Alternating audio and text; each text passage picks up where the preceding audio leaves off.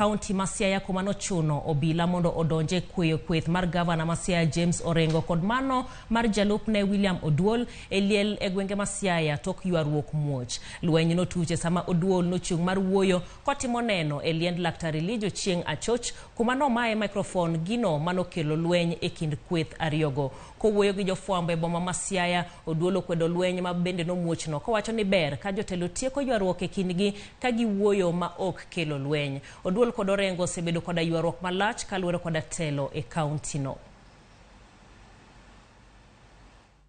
Adonjo, anong ka gavana pok ochopo, anong ka mbunge ma Lego Usonga be pok ochopo.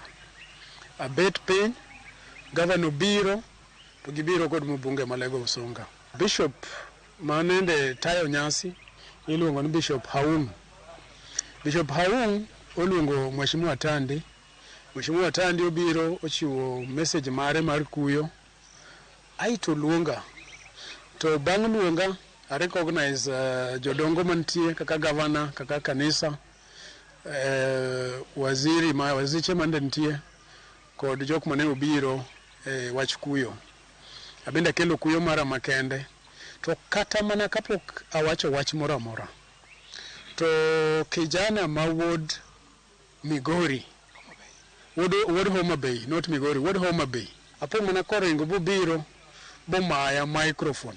Bang' maya microphone to jo piny manendo biro eliel. Orengo biro okelo lweny matin ka temo mondo maye microphone.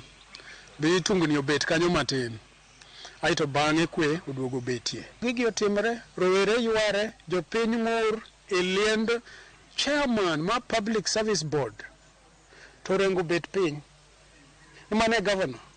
To enie umbrella. Enie mabul mo wi jo Siaya te. Kora kwae ni obedi ugaye.